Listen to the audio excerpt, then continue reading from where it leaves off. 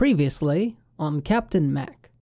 First, the stealth mechanics in this game are an absolute nightmare. Second, Bethesda doesn't want you to use your skills, but Bethesda only designed the game to be played one way. All of this builds into a broader problem with the design of the game, and it's that Bethesda doesn't want you to use your skills. They don't want you to create a build that has strengths and weaknesses that will create a unique gameplay experience. They want everyone to experience the game the same way. Yeah, I see you there. What, you think just because somebody mentioned something difficult or remotely challenging about a game, you think, what, I'm automatically just supposed to do it? Well, I have news for you. That's not the case. I don't have to do it, and I'm not going to. I'm not going to play Starfield. Are you crazy? No, absolutely not. Go to a different video. I'm not doing this. It's not happening. Go away. Look, I told you, it is not.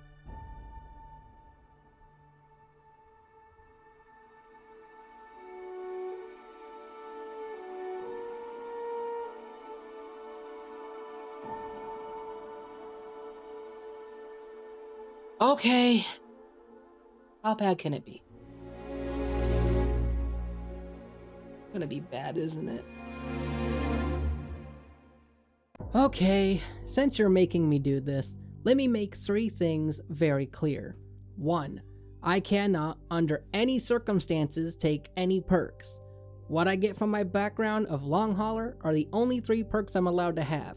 That means I only have Weightlifting 1, Piloting 1, and Ballistic Weapon Systems 1.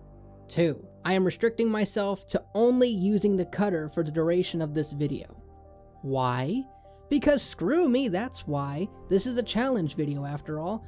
Where's the challenge if I don't limit the weapon I can use? And lastly, if at any point I have to use a perk point to unlock a skill or a perk, whatever you call them, then that's it. The game cannot be beaten without perks, and Captain Mac is proven wrong.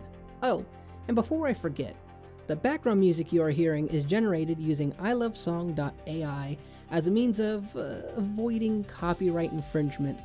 With that out of the way, let's get started. So after surviving a surprise firefight against the Crimson Fleet, no thanks to Barrett, I was feeling a bit impressed with the cutter as a weapon. It wasn't great, but it didn't seem bad either. Can't wait for that to change, right? After it was all over, I was told I had no choice but to go back to the Constellation HQ to return the artifact that gave me, like, I don't know, some kind of space tumor, and that I was part of this now, whatever that means. Regardless, after getting into space and messing with the controls a bit, we were attacked by several Crimson Fleet ships and have to take them out to the best of our ability.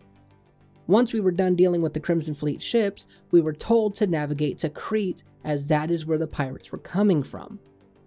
I was actually kind of excited for this because I wanted to see the cutter in some serious action, and this outpost was a perfect place to see just how bad this challenge was going to be. And I have to admit, I didn't have nearly as much trouble as I thought I would. I did talk the Crimson Fleet leader down to just avoid the fight, and with that done, it was off to Constellation HQ proper. We do some talking and I hand over the artifact just for them to stare at it spinning on the table before I'm forced to travel with Sarah to find the 4th artifact. Right quick, here is a look at the forced perks that we have locked in for this run. Got it all taken in? Good. On with the challenge. We go and speak with a Vanguard recruiter about a Vanguard volunteer named Moira, who is a Martian-born and raised person, just so you know, and is likely on Cydonia, which happens to be on Mars, so that's where we're heading. Once we arrive, we speak to the bartender named Jack, who we have to pay in order to find out just a little bit more about where Moira might be going. Once we get to Venus, we are met by some cultist freaks and need to avoid getting too close in order to access the data on a satellite thing. After what took far longer than what was necessary, we get the information we need to find out where he was heading, and it turns out he's heading to a shipyard orbiting the moon, of all places. We head straight that way, and this is where things get fun. You see, I wasn't quite sure how bad the cutter was before, but I can tell you that I found out just how bad it is here. So enjoy a quick montage of painful combat.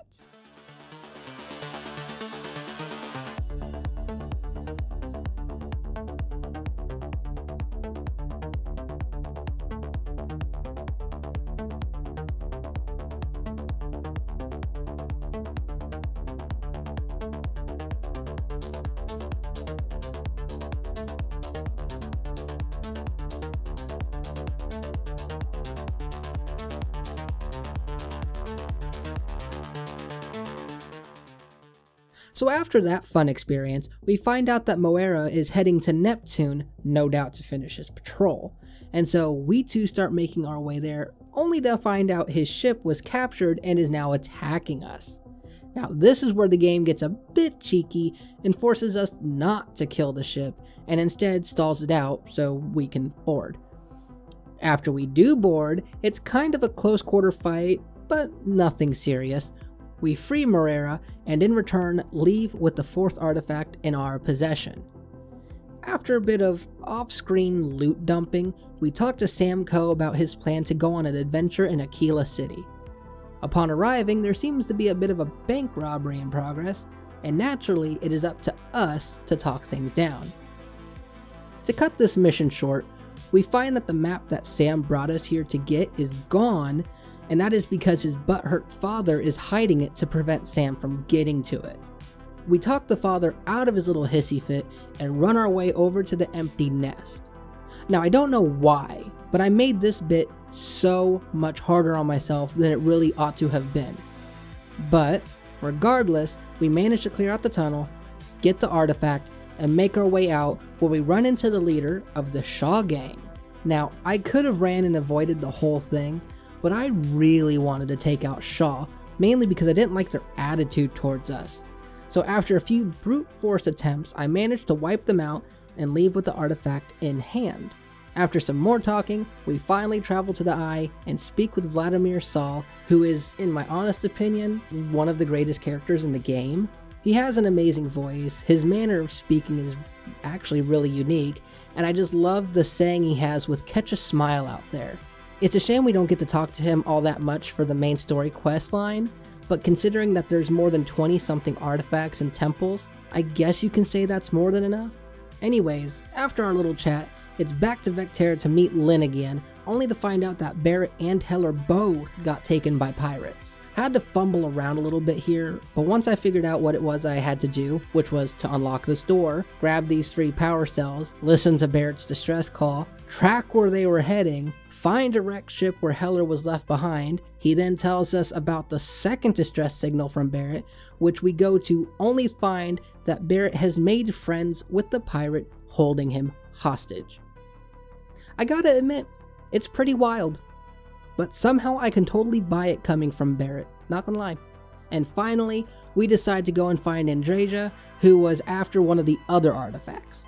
We find her quickly and make our way through the tunnel, and as you would expect, all the while, the cutter was becoming more and more difficult of a weapon to be stuck with. But overall, it wasn't overly difficult yet. Still sucked, but it wasn't difficult yet. Just keep that in mind. With the artifact now secure, we head back to the Constellation HQ to put it with the rest of what we have gotten thus far. After some off-screen screwing around, we head over to Procreon 3 to find our first ever temple, which we were led to by Vladimir. Now, considering that I have never gotten this far before in the time since Starfield has released, I wasn't actually sure what it was I was looking for, and so this part did take some time to figure out. But once I did, it was pretty straightforward, and I got my first star power, which you all know I can't use. And just for good measure, here's a peek at my perks, yet again, just to show that I'm still at level 1 on all 3 that I'm forced to have. With my perks still firmly insufficient, and with the power of the temple unlocked, Walter decides he wants me to join him on a business venture in Neon. Because this took me a while to finish, and I know you know what part I'm talking about, I'm just going to make this quick for the next few artifacts, alright? We meet up with the contact and manage to force him to take the agreed amount. We are then forced ourselves to go talk to Slayton, which means we have to sneak through his office space, which was actually kinda easy when you follow the instructions given to you. We convince Slayton to let us go, and we even spare the guy who sold us the artifact, mainly because there's no need to kill him or even have him arrested. In orbit, we are confronted by the Helix, which is a Starborn ship, and we are told to hand over our artifact, which we decline. Once back at the Constellation HQ, we give our ship data recordings to Noelle, hoping she can make sense of the information, But it turns out nobody knows anything about what this Starborn is or where they come from. We do a couple more fetch quests and get asked by Vladimir to help with some repairs on the eye. Now, maybe it's just me, but I'm uncertain about how this is meant to work. Like, okay, obviously something is supposed to break in order to get us out of the eye, so that way when we do return to the lodge, the hunter is meant to attack and give us the choice to either stay at the lodge or go to the eye. But I have seen it online break on the first item that you go to and sometimes on the third. So I don't know if this is just random or if this is based on player stats. But regardless, we do leave so we can go get our grubby little mitts on another artifact, which is being held by some other guy with even more grubby mitts than we have, and we even have the satisfaction of bringing Barrett along with us to win him over. Now, I don't know about the internet as a whole, but I really enjoyed talking to Petrov. It's a shame he doesn't become like a Radiant quest giver for like unusual artifacts or rare items. It would have been really cool to have him be more than just a one-shoot obstacle. But unfortunately, Bethesda seems to really hate having interesting characters because shortly after convincing him to show us the artifact, we are forced to shoot at him until he gives up and lets us leave. As soon as we get back to the lodge, we are informed that the eye is under attack by the hunter, and knowing how things played out, I decided to go to the eye because it was either let Sarah die or Barrett, and I figured it was best to keep Sarah as my companion for the sake of the challenge. We return to the lodge to find the troublesome Barrett dead, and are told that Noelle used the basement to escape into the well district, which we quickly find her cowering less than 80 freaking feet from the door. The hunter appears and decides to intimidate us, and I did not take too kindly to that, so I bravely countered him by blasting him in the face with my cutter. Oh. Well, that ain't good. Seeing that my cutter was not quite adequate to fighting the hunter, I pulled a brave Sir Robin and bravely ran away. Once in orbit, the hunter catches up to us and lets us know that he will be letting us go free, as this has never actually happened before, and so now he's going to be playing the long game. After he leaves, we retreat to the eye to try to figure out what's going to be the best course of action to take. And spoiler alert, we quite easily determine that the best choice is keeping the artifacts on my ship. Once back in New Atlantis, we meet with Matteo to speak with Keeper Aquilus about what the Unity means in a more significant manner. This is yet another character, by the way, that I wish wasn't rushed, like they were to just give us the answer that solves the entire issue. I admit I'm disappointed because just like with Petrov, this is another great character that I wish was used more for Radiant quests, such as helping us hone our powers or giving us information that could also help us find temples that are more towards passive powers, whereas Vladimir could give us hints at where temples are with offensive powers. This would be such a great dynamic, but no. Instead, we get Vladimir doing all the work and Keeper Aquilus just lore dumping the answer in 5 minutes or less. Anyways, I'll skip the boring stuff, such as speaking with the atheists, speaking to the cultists, or even going to Indum 2. None of this stuff was difficult, and none of it required any ounce of effort. And even the puzzle on Hala, it doesn't make sense, it really doesn't. My guess is that you are supposed to put the light on the last dot because, as is with static storyline quests, you are going to go to the last planet of the Scorpius constellation, and the last dot is to reflect that point. But where you are supposed to learn this fact, I have no idea. I did run into the 200-year-old colony ship and ended up wasting so much time on this. Like, no joke. I did not know you could ignore this quest. But while we're here is another great character that I wish I could have spent more time listening to and going back and forth with. Amen was such a treat, and I loved his enthusiasm and his desire to learn about what all they missed. This is another instance of a great character being skipped and glossed over by Bethesda, and it's a shame he didn't get to do more or even learn more than the 3 or 4 things we get to tell him. But for now, we have wasted enough time, so we are now going to skip it and move on to the last planet of the Scorpius constellation, where we are given a chance to finally speak with the emissary and the hunter face to face. And it is here that I take great issue with the storyline of the game. Why is it that the hunter is Keeper Aquilus from a different dimension, and the emissary is Barrett also from another dimension? Now granted, the emissary is always going to be the companion you let die. But my question is, why isn't the emissary Sebastian Banks? Like, oh my god, this would have been the perfect twist, considering we got a hint of his disappearance from Walter, and we know the speech where Sebastian Banks says that he is going into the unknown, and if he doesn't come back, he is fortunate to go. Making him the emissary is the perfect choice because it would fit with the character we know of and would explain why he never came back. And not only that, but if you want to make a companion that dies significant, making them the person we see when we go into the Unity would be amazing, as it would be like reuniting with an old friend that we didn't want to see die, and we're sad to see didn't make it to the end. This would be like a comforting moment that hits really hard at the end. But no, we get Keeper Aquilus as the hunter, and our dead companion as the emissary, neither of which makes sense from a storytelling perspective, and even if it did, they executed it so poorly that it felt so weak and sloppy. But ranting aside, we talk about who is what and what happens from here, and they decide to leave me alone for now, but the emissary does urge me to go to the moon above Earth and find out the truth for myself. We go there, and we listen to the first tests of the grav drive, and then we learn we need to go to the NASA facility on Earth to learn more.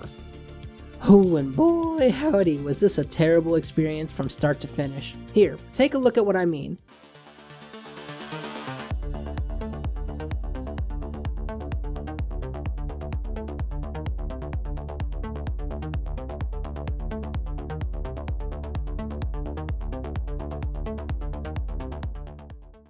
After struggling to figure out how to get a hold of the artifact, I need to fight my way through several Starborn, who by the way, do not feel pain from the cutter and are in fact unamused by it. And it is also here that I ran into my first real sign of trouble. In order to leave, we must go through this chain door, and as you can see, it is an advanced level locked door which I cannot pick open. I spent a very long time trying to figure out how to get around or go through this part of the dungeon crawl, and to my surprise, there's not one. So now, you are watching as I unfortunately have to put a singular point into security in order to pick this door open. So there it is. Captain Mac was wrong. The game does in fact require you to put points into some skills in order to beat the game, but only took like 3/4 of the game to reach this point. But nevertheless, here we are. So as you are likely wondering, why is there still so much time left in the video? Well, I had a thought. I wanted to know now how many times this was going to be necessary, and so we continued the challenge, now to see how many times skills will be required to beat the game. So after we leave, the emissary and the hunter now ask me to choose which of them I will side with. And being tired of both of their BS, I decided I wasn't going to pick either of them, and I'm going to get to Unity by myself and be enemies of both of them. They decided that they're going to spawn camp the ending of the game because they are cowards incapable of finishing what they started, and so now I have some free time to find the last few artifacts and then head over to the buried temple. Now that I have cemented my hatred for the emissary and the hunter, I head over to Indum 5 to get one of the last 2 artifacts, and while here, I picked up some contraband that ended up breaking my game horrifically. Don't believe me? Take a look.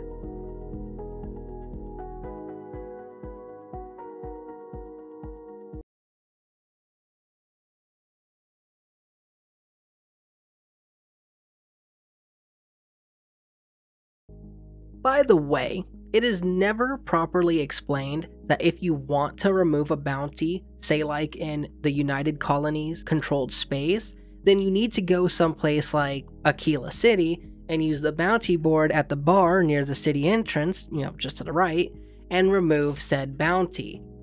This now allowed me to remove the bounty I had from stealing from Petrov, and I also dumped off the contraband in order to avoid any trouble upon returning to New Atlantis, because I needed to get a ship that could jump at least 20 light years so I can get to the last artifact, and I have to admit, this took far longer than I expected it to. I ended up buying the Rambler as it could jump the distance I needed, and let me say now, screw this place. Screw this place, and screw every single person who was involved designing it. The cutter is a decent weapon here because it doesn't require ammo, sure, but boy does it suck because of it dealing no damage. The phasing between realities is a really cool aspect that should have been explored more in the game, and should have been far bigger. But for what we got, I think this was the strongest moment the game had to offer from beginning to end. And of course, I decided to save Raphael because he honestly deserved a second chance, but for some reason, when I fast traveled to my ship, he absolutely disappeared and I was never able to save him properly. Rest in peace, buddy. But with that done, I decided to move to the last phase of the game using the Rambler, and it ended up being a huge mistake. Here's why.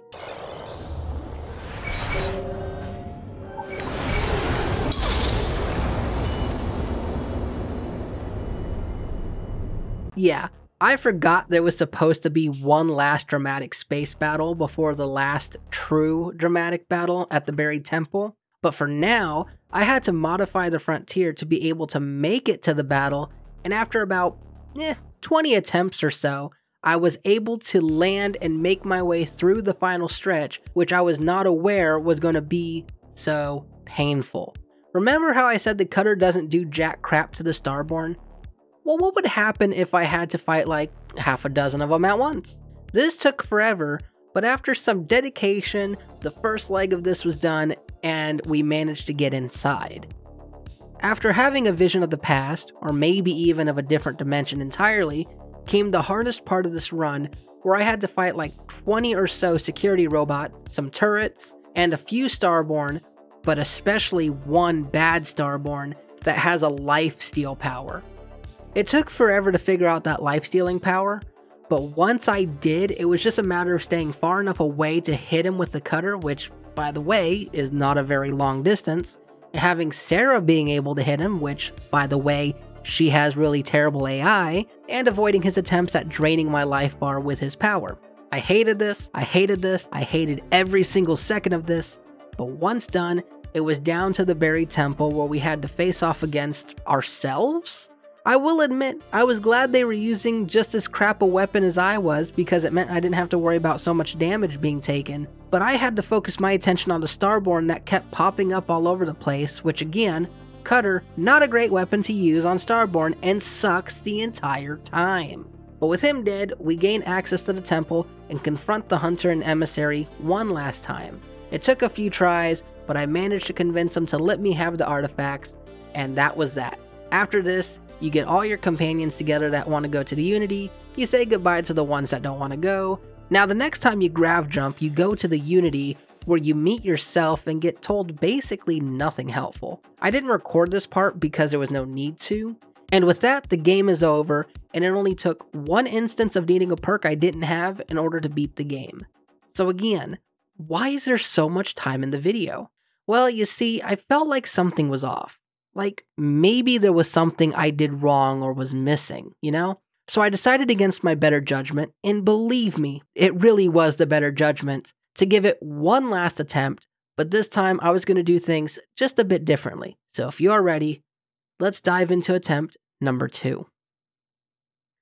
When making my character, I decided to go with the Industrialist because it has non-combat perks. That also means I won't get a combat advantage during the run, but it also has level 1 security, meaning if my hunch is correct, I at no point will need to invest any perk points into perks at all. And you might have noticed it didn't ask me for my pronouns. This is because I used base mods to download and install the No Pronouns mod, link will be in the description. That all said, I'm going to move quickly through this, so make sure you're paying attention to the new rules. I'm not slowing down for anybody. I still cannot invest points into perks or skills unless absolutely necessary, at which point the challenge is officially over. But this time, I'm allowing myself to use weapons because screw using the cutter twice in a row, I am not doing that, you cannot make me. And I will still be allowed to have one companion. And while I didn't say it before in the first run, I will not be sticking strictly to the frontier this time around. Instead, I'm going to quickly do the Freestar Ranger questline off camera and use that ship as it is claimed by most players, to my knowledge, to be one of the best early game ships. With that all said and out of the way, let's get started by firing off the artifacts we get in quick order. We return to the lodge and hand over the artifact we dug up. We go and get the artifact from Moreira. We go with Sam to Aquila City, and after way too many attempts at the speech check at Galbank, we go to the empty nest and get our artifact and even manage to speak down Shaw before dipping out back to our ship and returning to the lodge. We go and rescue Barrett to keep as a companion this time around, and after speaking with Vladimir at the Eye, we go to the temple to get our first power, which we show off again at the lodge. We go with Walter again to Neon to get the artifact, but this time it doesn't take an hour of walking around looking for stupid people with a friggin' briefcase, because this time we actually know the guy we're looking for. We get our artifact and once again sneak around Slayton's office just to convince him to let us go. We get one artifact from Tau City 4, we get one from Gunaboo 5, we steal the artifact from Petrov and immediately clear our bounty to avoid SysDef. We return to the lodge only to leave to go to the Eye again because Barrett needs to live, and as much as I like Sam as a character, I have already decided to keep Barrett as a companion, mainly because I want to get him his star power, which will be very helpful later in game. Sam dies, no shock there, and we do the whole running in the Well District, but this time I decided to fight back. I don't think this is supposed to happen like this, but I parked the rover on top of the hunter and shot the ever-loving crap out of him until he vanished. Likely out of embarrassment that I folded him like a damp towel, we decided to keep the artifacts on my ship, and it is here that I off-screen completed the Freestar Ranger questline. Now that we have the Ranger ship and questline completed, I hoarded tons and tons of ammo and med packs. Here's a quick look at my perks, showing that I am still at level 1 on all 3 that I'm forced to have. We do have our discussion with the Emissary and Hunter again, but this time I make sure to have Barrett in their ship with me so that he can hear and respond to the discussion, so that way we can trigger the quest line necessary to make Barrett want to get his own powers. We go to the moon, listen to the first grav drive tests again, and we return once more to the NASA facility where I'm eager to run through this building with a bit more ease compared to last time. The robots and security was much easier, and being able to fight back against the Starborn was so much nicer, and now we come to the chain door. I was prepared for this because now with my level 1 security perk, I should be able to use the maintenance key? Use the maintenance key. Use the... What? The maintenance key? What? So hang on. The NASA maintenance key I picked up off the desk after deactivating the artifact was supposed to be used for this door? Hang on, did I miss that in the first run? Oh my freaking god, I did. I missed it by not noticing it. So wait, hold on. Does that mean I was wrong? I mean, obviously yes, because having this key allows you to bypass the advanced lockpicking necessary to open this chain door, and that in my last run was the only point where I needed to invest a point. So if that's the case, Captain Mac is right. You just might be able to beat this game with no perk points needed. But I guess, before we get ahead of ourselves, let's go ahead and get to the end of the game first and see if there's any other point where a skill is needed. We tell the Emissary and Hunter once more to screw off, and we make one slight adjustment to the Ranger ship to make it able to jump just far enough to get to the end game, and after collecting a few artifacts, we finally go and get Barrett his own power, which is to make a duplicate of himself. Oh god, this is getting out of hand. Now there are 2 of them. After this, we go get the last artifact at the facility with the phasing portion, and this was a much better experience. And again, I decided to save Raphael. This time I decided to walk all the way to the ship and have him follow, and this was a huge success as he was now a recruitable character, which I of course did. I bought a crap ton of medical supplies and even more ammo, and even a minigun because it looked fun. We fought the Emissary and Hunter in space, and this time beat them in one attempt, and we land on the planet where the game decides to firmly break on me and screw me over good. I had an issue where one of the Starborn was teleporting all over the place, and the locations between the first stretch and the second stretch were like desynced. And this required me to have to do a hard reset of the game, and thus was a waste of 2 hours trying to brute force my way through this glitchy wreck of a game. After a hard reboot and a little patience, we managed to get through the first and second area outside and make our way to the interior, where the fight was much easier and more straightforward. We go down into the cavern area where the fight was also not much to talk about, considering I can actually do damage now. One last time, here's what my current perk set looks like, just so you know that I managed to get here again without investing any perks. As for the last fight, I decided not to talk my way through this encounter, but instead to fight both off, and I regret that choice. Oh, do I regret that choice. The fight itself wasn't so hard, but the emissary was a pain to fight, as they just never seemed to lose health no matter how many times I attacked them. After quite a while, I finally managed to take the emissary down and make my way to the lodge to talk to everyone and get ready for the jump to the Unity. Cora was giving me some really bad vibes as she kept yelling at me and telling me that she hated me, so I took out my aggression for just a slight second. And once that was done, I made the jump to the Unity, where this time I did record it for you all.